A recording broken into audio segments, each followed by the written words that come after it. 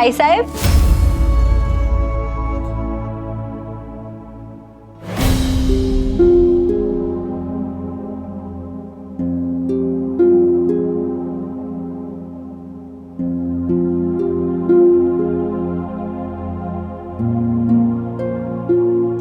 प्रेम couple और राव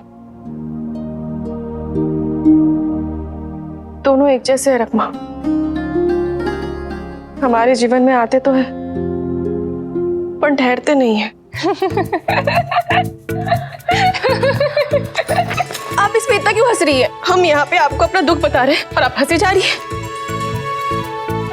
अगर आई साहब हमें क्षमा कर सकती है तो राव हमें क्यों क्षमा नहीं कर सकते? ताई साहब, आंखों में आंसू हो तो नजर धुंधला जाती है, इसीलिए शायद आप देख नहीं पा रही कि राव अब आपसे रूठे हुए नहीं है। उन्होंने राव से बात की थी और उन्हें समझाया था कि कर्तव्य मात्र पेशवा के नहीं पति के भी होते हैं। अणी राव ने उनकी बात काटी नहीं। सच?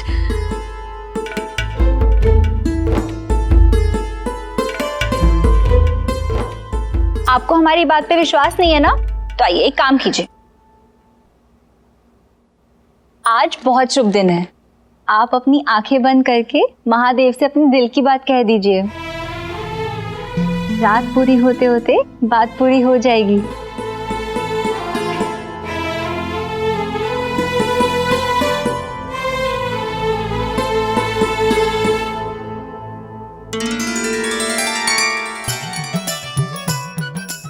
इसे क्या हो गया?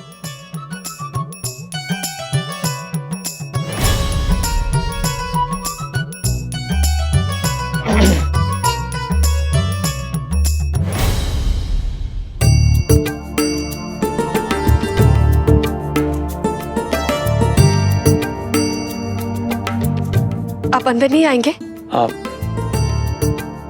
हाँ काशी भाई, मैं आपको छत पर बुलाने आया था। छत पे? आप आएंगी ना?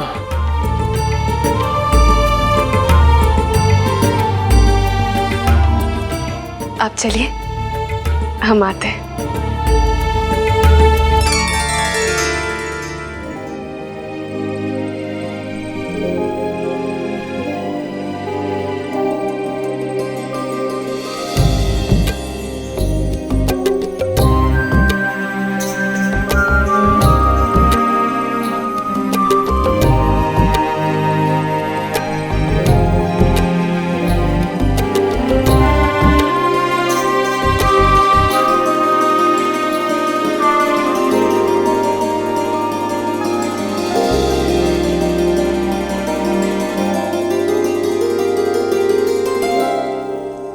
हमें तो लगा था कि आज ये प्रेम के 2.5 अक्षर पढ़ेंगे, पर ये दो बही खातों में गुनाह करने में व्यस्त है।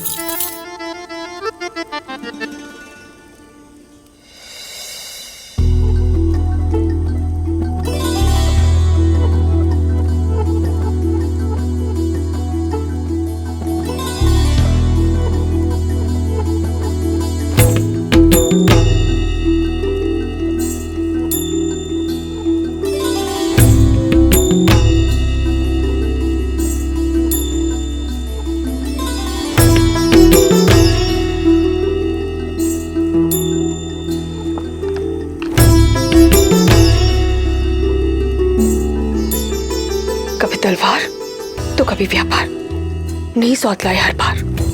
कुछ कहा आपने काशी भाई? जी नहीं तो। हम आपसे एक आवश्यक बात करना चाहते हैं।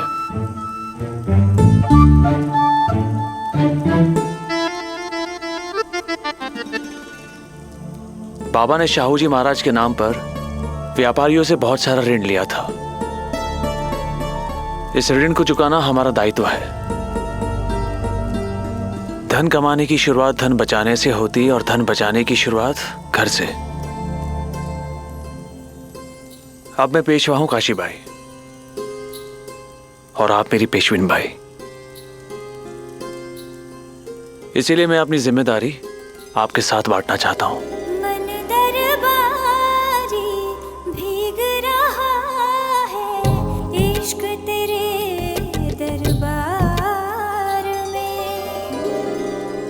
मुझे रब मिला है जमीन पे, ये आसमान की भूल है, तलवार जिससे कट गई प्रेम का वो फूल है।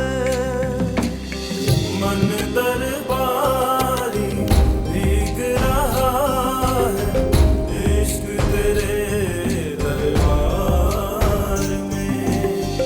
मन दरबारी भीग रहा है, इश्क तेरे दरबार में। क्या हुआ? कुछ तो हुआ।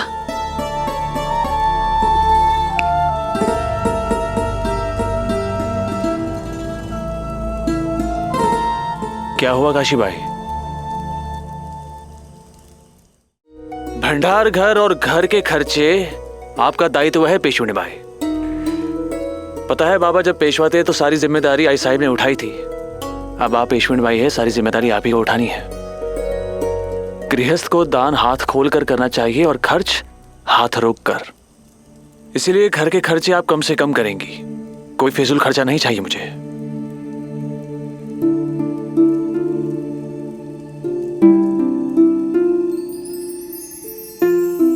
क्या हुआ काशी भाई, आप जिम्मेदारी से नाराज है? जी नहीं। फिर हमसे? हो।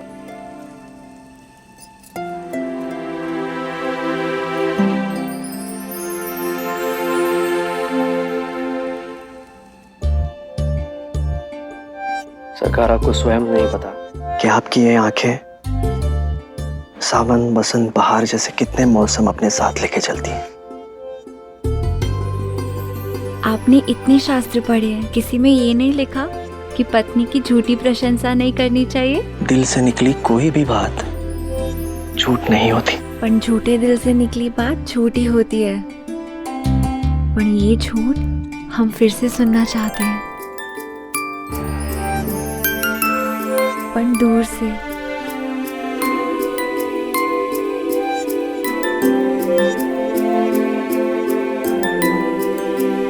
आओ, इतना पास आना सही नहीं है।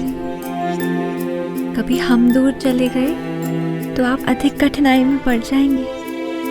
आपकी तो कठिनाई बढ़ गई है सरकार। रकमा,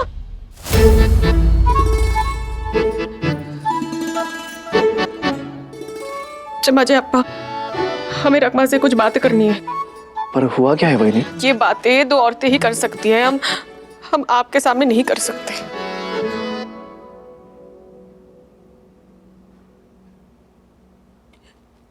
रकमा अब गलत सिद्ध हुई। आज का दिन कोई शुभ नहीं है और आज की रात तो बिल्कुल ही शुभ नहीं है। हमारी प्रार्थना तो ईश्वर ने सुनी पर समझी नहीं,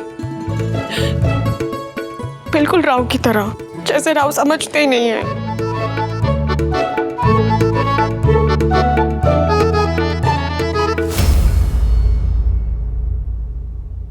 आप ये किसे इशारा कर रही हैं? हम बस ये कह रहे हैं कि धैर्य का फल मीठा होता है। नहीं नहीं नहीं नहीं नहीं, हमें कोई मीठा फल नहीं खाना है। इस मीठे फल के चक्कर में वो समय कब आएगा जब हमारा भी मन खट्टा खाने को करेगा। पता है रकबा, आई साहब ने कितनी सरलता से कह दी कि हमें राव के साथ समय बिताना चाहिए ताकि हम एक दूसरे को समझ सके। पर राव हमें समझने की जगह हमें बही खाते समझाएंगे तो कैसे चलेगा रकमा?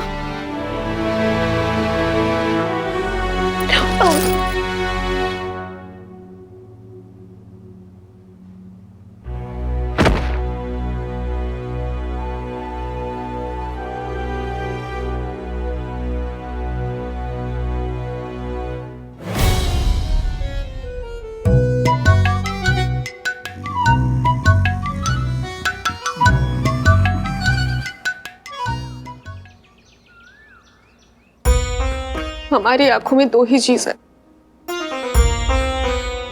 एक आंसू और दूसरी राव की प्रतीक्षा। रकमा, कब आए।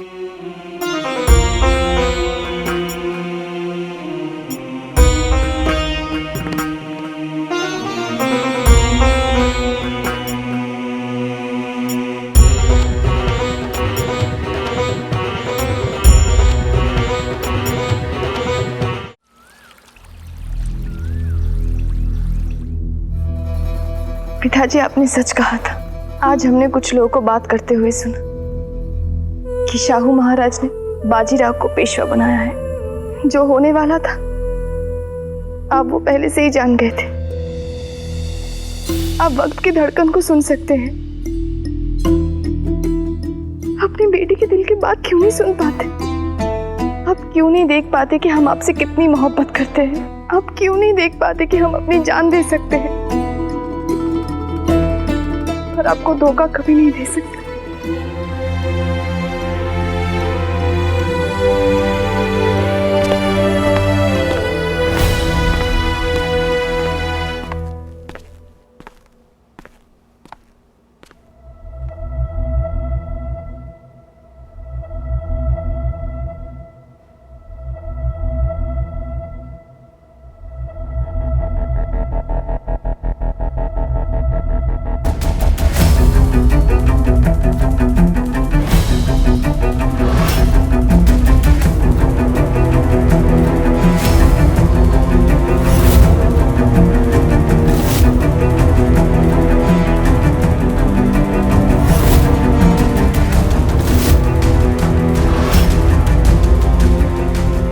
ये सोने की पायल इस आया के पास कैसे आई?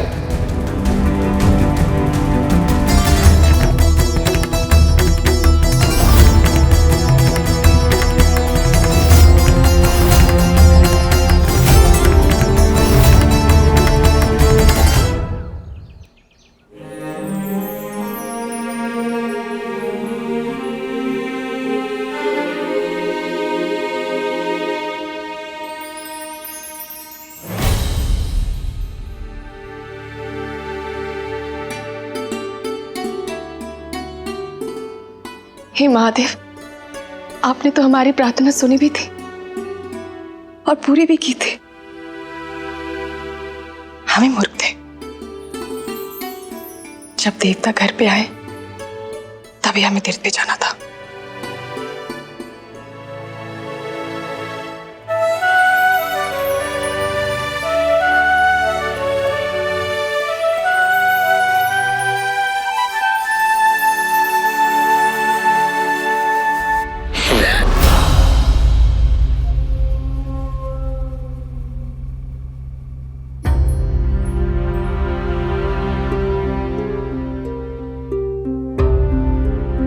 मैं आपसे क्षमा मांगने आया था काशी भाई।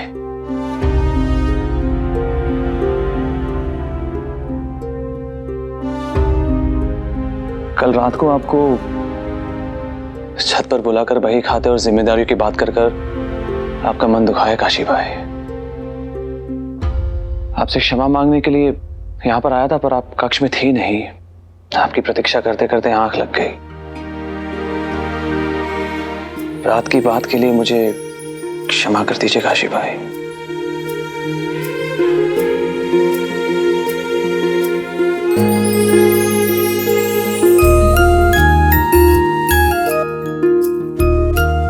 कुछ कर काशी, वरना रोती ही रहेगी कि राव और प्रेम का पल आते तो है पर ठहरते नहीं है। अरे ठहरते नहीं तो तू ही रोक लेना जाके। राव वो दरबारी भीग रहा है, इश्क तेरे दरबार में। मन दरबारी भीग रहा है, इश्क तेरे दरबार में। है आसमान का नूर तू, मेरा फख्र तू है गुरूर तू। मैं कोई दुआ जो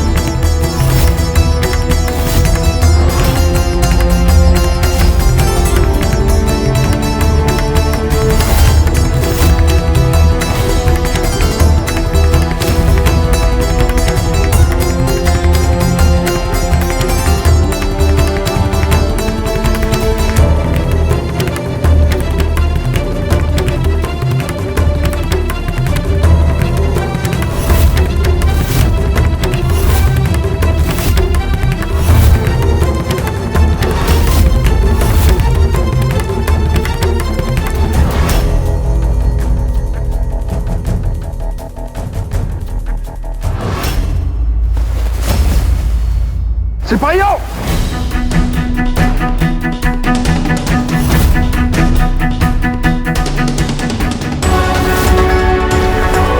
ये लड़की मस्तानी है। मस्तानी हमें चाहिए, जिंदा या मुर्दा। पकड़ो। इस बार मस्तानी को हमसे कोई नहीं बचा पाएगा, कोई नहीं।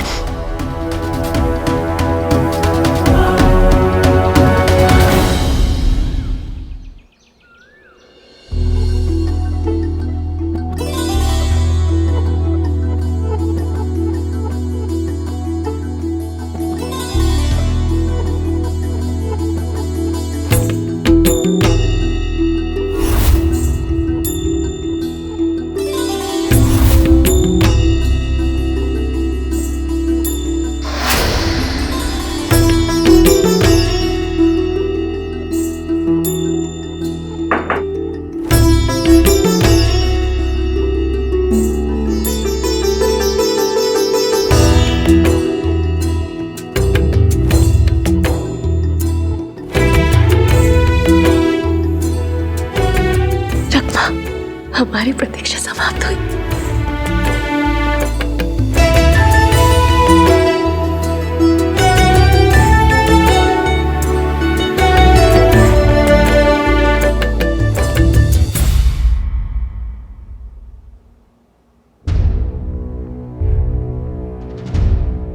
भाऊ, आप और विश्राम कर सकते थे।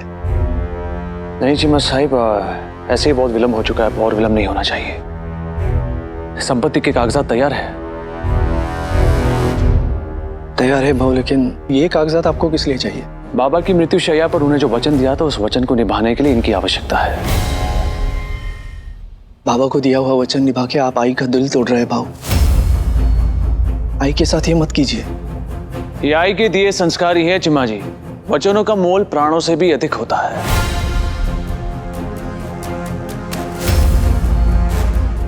आपको आपका कर्तव्य निभाना है तो निभाइए, पर जिनके कारण मेरे आई को चोट पहुंची है उनके लिए मेरे मन में कोई सहानुभूति नहीं है। आपका कर्तव्य निभाइए और इस कहानी को समाप्त कीजिए।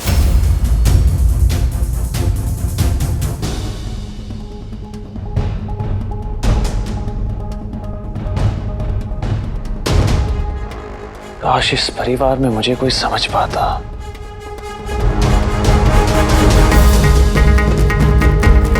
आयु में छोटे हैं, ओहदे में नहीं, इसलिए इस वर्ष का गणेश उत्सव उनके ओहदे के अनुरूप ही होना चाहिए, विशाल एवं भव्य। जितना बड़ा उत्सव होगा, पेशवा साहेब उतने ही अधिक लोगों के संपर्क में आएंगे, और संपर्क ही संबंधों की शुरुआत होते हैं। जो लोग आज तक उनकी वीरता के गीत गाते आए हैं, वही लोग इस विशाल उत्सव के बाद उनकी संपन्नता के गीत गाएंगे। ऐश्वर्यश्च विभूषणम सुजनता शौर्यश्च वाक्सयमो ज्ञानस्योपशमः कुलस्य विनयो वित्तस्य पात्रे व्ययः। अर्थात उदारता संपन्नता का, संयम शक्ति का, शांति ज्ञान का, विनम्रता कुलीन व्यक्ति का, और सही जगह पे व्यय होना, यह धन का आभूषण होता है। सही कह रहा हूं ना मैं? सत्य वचन। आई साहिब, ईश्वर व्यक्ति के धन को देखकर प्रसन्न होता है या मन को देखकर? राऊ, मन देखकर। फिर धन अर्पित करने की आवश्यकता क्या है भट्ट जी? जी पेशवा साहेब। कमाल है भट्ट जी, जब से मैं पेशवा बना हूं, आप मेरे हर विचार से सहमत होने लगे हैं। अब जब मेरे विचारों से सहमत है तो मेरे निर्णय से भी सहमत होंगे आप। कैसा निर्णय राऊ? इस वर्ष पूजा में श्रद्धा भी होगी और सादगी भी। ये धन देशवासियों की सुरक्षा और सम्मान के लिए है, पेशवा बाजीराव की शान के लिए नहीं।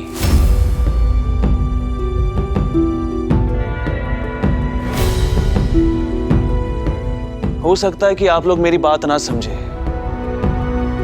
पर मेरा विश्वास है कि ईश्वर अवश्य समझेंगे।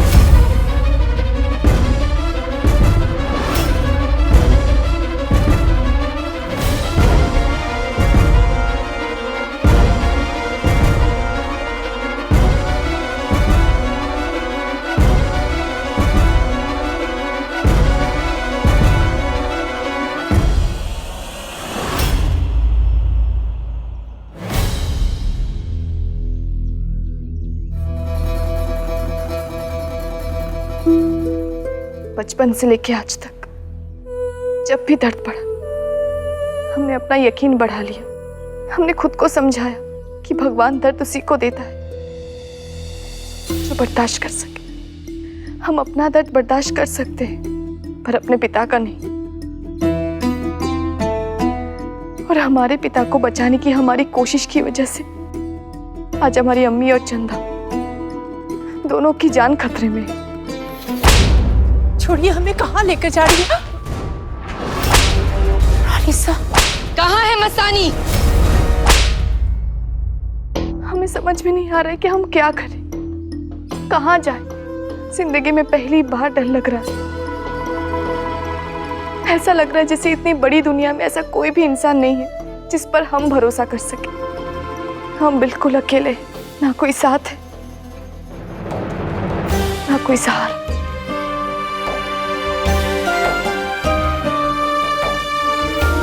हिम्मत क्यों हारते हो तुम, कैसी ये अधीरता। देश में मेरे अभी मरी नहीं है वीरता। माँ भारती की गोद में बाजी जैसा वीर है। कृष्ण का वो चक्र है, अर्जुन का तीर है। आंधियों के सामने चट्टान सा वो तन गया। युद्ध जीते दिल जीते पेशवा वो बन गया। संकटों का सामना तू भी उससे सीख ले। बाहों में है बल तेरी तो क्यों किसी से भीख ले। आग ले तू हाथ में जो उसने लगाई है। वीर की जन्म जन्म युद्ध से सगाई है। प्रेरणा बना उसे शत्रुओं का काल बन। आग सा दहक जा तू स्वराज की मशाल बन। प्रेरणा बना उसे शत्रुओं का काल बन। शत्रुओं का काल बन। शत्रुओं का काल बन।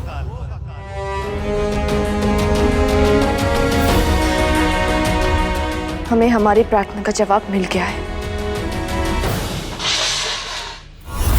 जब तक स्वर्गीय पेशवा बालाजी साहब थे हम चुप थे, पर अब तुम दोनों को यहाँ से जाना होगा। इस गांव में ऐसे लोगों के लिए कोई जगह नहीं है। इनके पिता धनी थे, समाज की मर्यादा तोड़ सकते थे, पर हमें तो अपने बच्चों को समाज की मर्यादा सिखानी होगी ना। ये सारी समस्या की जड़ ये घर है। ना तो ये घर रहेगा ना ये दोनों रहेंगे।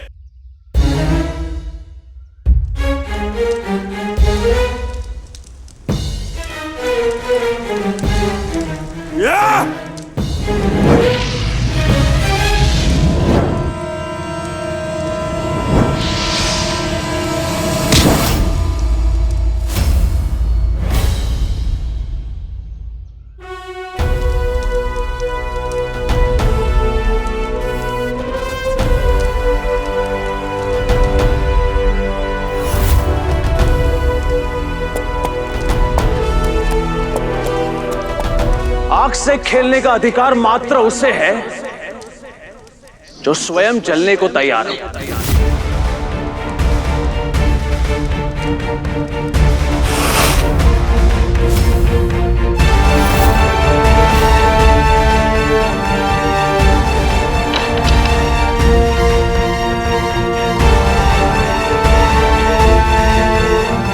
आप लोग दो नीरी बालकों को घर से निकाल रहे थे। इसका दंड आपकी संतानों को मिलेगा। अरे ये क्या बात हुई? यदि माता पिता से कोई भूल हुई हो तो उसका दंड संतान को देना कहाँ का न्याय है? ये कहाँ का न्याय है? ये गलत है। यही प्रश्न मैं आपसे पूछना चाहता हूँ। यदि माता पिता ने मर्यादा तोड़ी हो तो उसका दंड संतानों को देना ये कहाँ का न्याय है?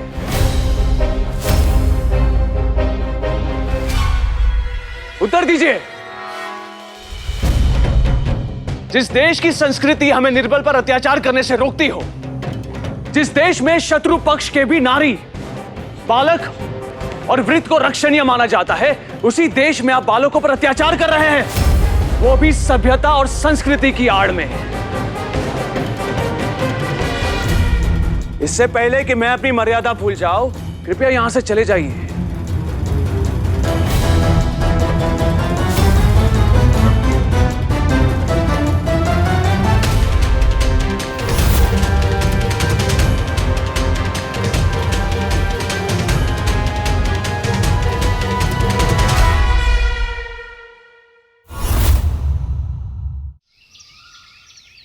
राऊ भले ही पेशवा बन गए हो भट्ट जी, पर घर की चाबियां अभी भी हमारे पास ही हैं।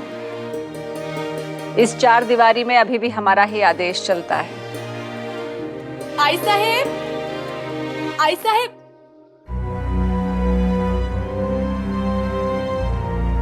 या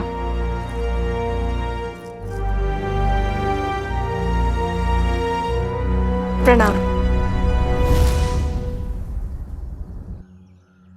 आई साहब, हमें भंडार गृह की चाबी चाहिए।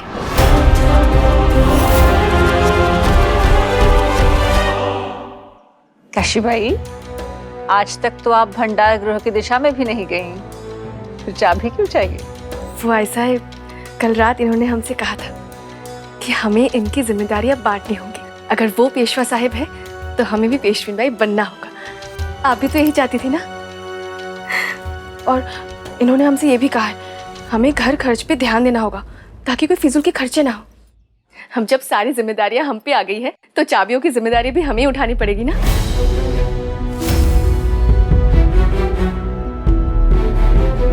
दीजिए ना साहब।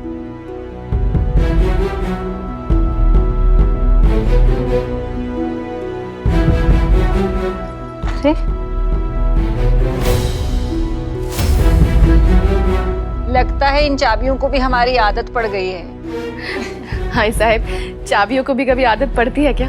लाइए, हम आपकी सहायता करते हैं।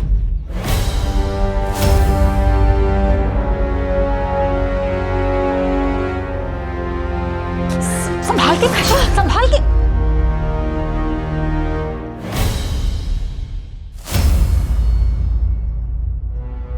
पेशवा साहब, आपका बहुत बहुत धन्यवाद, पर हमें ये संपत्ति नहीं चाहिए। जिनके पास पिता का नाम ना हो उन्हें संपत्ति नहीं सम्मान की भूख होती है पेशवा साहब। और हम और राणो जी तो इस गांव को छोड़कर कहीं ऐसी जगह चले जाएंगे जहां हमें कोई जानता ही ना हो। संभव है तब हमें कोई सम्मान मिल जाए। आप भी स्वर्गीय पेशवा बालाजी भट्ट के पुत्र हैं और हम भी, पर उनका नाम अगर आपके नाम के साथ जुड़ता है तो सर गर्व से उठता है, और हमारे नामों के साथ जुड़ता है तो सर शर्म से झुक जाता है। पेशवा साहब, हमें ये अच्छे से पता है कि बाबा के बाद की सभी जिम्मेदारी आप पर ही है, और आपके ऊपर तो पहले से ही देश की जिम्मेदारी भी है। हम आपके बोझ को कम तो नहीं कर सकते, पर बढ़ाना भी नहीं चाहते। यदि आप दोनों की यही इच्छा है तो ठीक है, मैं कुछ धन की व्यवस्था करूं। क्षमा चाहते पेशवा साहब, पर आपके रगों में जो रक्त बह रहा है वही रक्त हमारे रगों में भी बह रहा है। और स्वर्गीय पेशवा बालाजी भट्ट के बेटों के हाथ अगर बढ़ेंगे तो दान देने के लिए, लेने के लिए नहीं। आपकी उदारता के लिए तो बहुत बहुत धन्यवाद। हमें यहाँ आपकी सहायता नहीं चाहिए।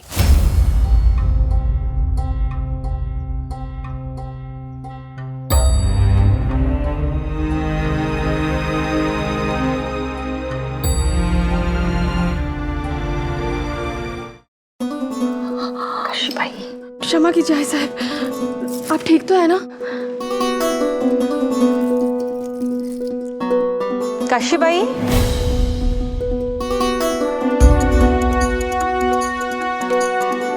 पूरे घर की चाबियां हैं,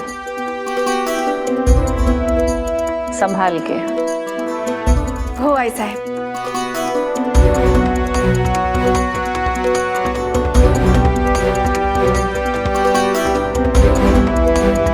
परिवर्तन तो संसार का नियम है। सत्ता और शक्ति तो नई पीढ़ी के हाथ में देनी ही पड़ती है। अब देखिए ना, घर की दीवारों के बाहर नए पेशवा साहिब का राज चलता है। और घर की दीवारों के अंदर नई पेशविन बाई का। हाँ भट्ट जी, लेकिन एक माँ के लिए इससे बड़ी बात क्या हो सकती है कि उसके बच्चे बड़े हो रहे हैं, बढ़ रहे हैं, अपनी जिम्मेदारी समझ रहे हैं। हम आज तक काशीबाई से प्रेम करते थे, अब उन पर गर्व है हमें। आप धन्य बाई साहेब।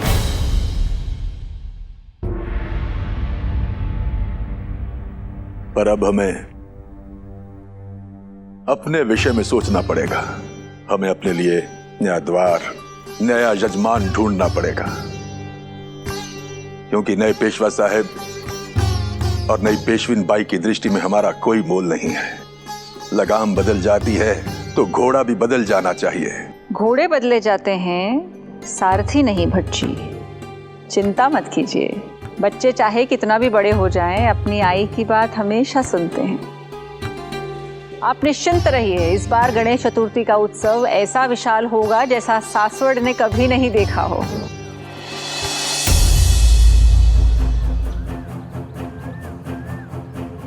आज मुझे पता चला कि पिता का नाम होना कितना आवश्यक होता है। इतनी बड़ी दुनिया में ये बच्चे कहाँ जाएंगे, क्या करेंगे? ठहरो।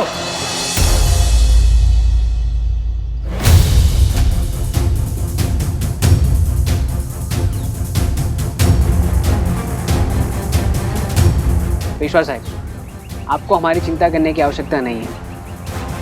हम कुछ भी काम कर लेंगे, कैसे भी जी लेंगे। मुझे विश्वास है कि तुम अपना जीवन कैसे भी जी लोगे।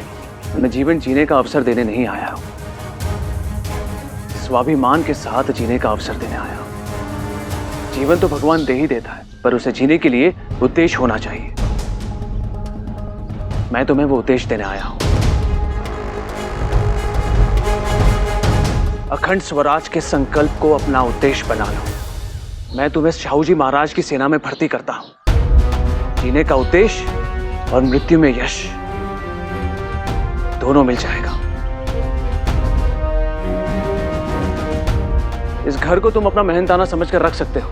तुम्हारी तनख्वाह में से थोड़ा धन इसकी किस्त समझकर काट दिया जाएगा। युद्ध भूमि में कोई भी छोटा या बड़ा नहीं होता। वहां मातृभूमि के लिए लड़ने वाला हर बेटा बराबर होता है।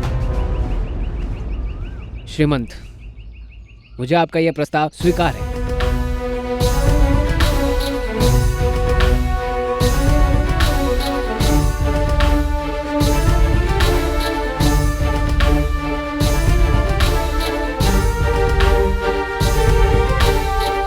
आपसे आग्रह है कि आप हमारे घर का जल ग्रहण करके जाएं।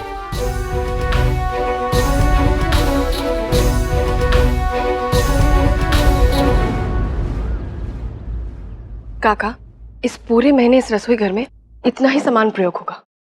लीजिए। आप लोग कोई बड़ा उपवास रख रहे हैं पेशेंट भाई? भाई साहब, इतना सामान तो 15 दिन में लग जाते हैं। हम इन्हें 1 महीने कैसे चलाएंगे? काका, वो आप सोचिए।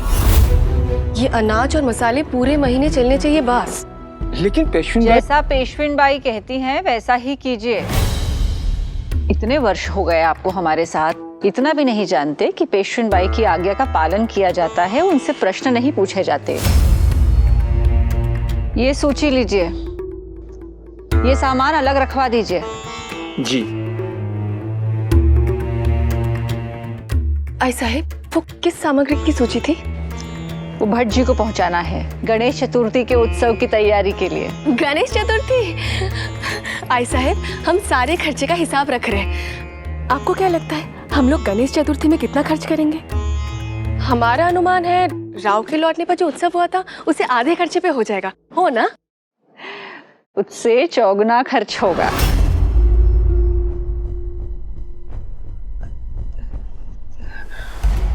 आई साहब, वो इसके लिए अनुमति नहीं देंगे। देंगे अनुमति। काशी भाई, आपको उन्हें समझाना होगा, ये फिजूल खर्च नहीं है, जरूरी खर्च है।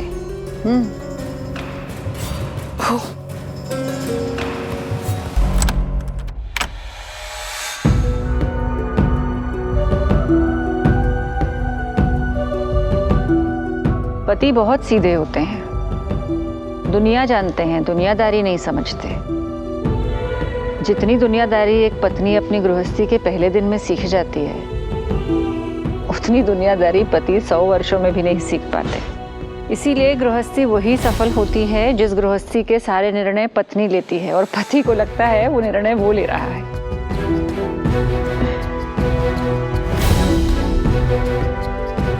अभी आप पूर्ण तरह से राव की पत्नी बन गई हैं। तो अब पत्नी की चतुराई भी सीख लीजिए। ऐसा है। काशीबाई, मेरा राव पतंग है, उसे आकाश दिखता है, उड़ान दिखती है, पर आप डोर हैं। राव कितनी ऊंची उड़ान उड़ेंगे वो आप पे निर्भर करता है। राव दुनिया जीतेंगे पर दुनियादारी आप ही को निभानी पड़ेगी। हमारे लिए भट्ट जी का हमारे पक्ष में होना आवश्यक है, इसलिए इस गणेश उत्सव का भव्य होना अति आवश्यक है। आप राव को समझाने का प्रयत्न करेंगी। हो भाई साहब, हम अवश्य प्रयास करेंगे।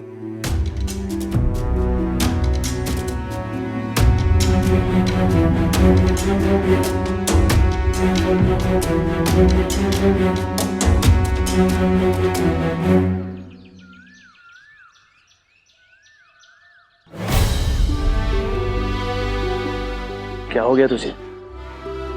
मुझे तुझ पर गर्व है हिंसक मानुस। संसार से उल्टा चलने वाला बाजी संसार को सीधी राह दिखा दी। तूने बहुत बड़ा काम किया है बाजी। कोई बड़ा काम नहीं किया है गोटिया, सही काम किया है। माता पिता की गलतियों की सजा संतानों को कभी नहीं मिलनी चाहिए। भगवान करे कि तेरे घर वाले भी इस बात को समझे कि तूने पीका जी को सेना में नौकरी क्यों दी। घर वाले समझे या ना समझे, आशा करता हूं काशीबाई अवश्य समझेंगे।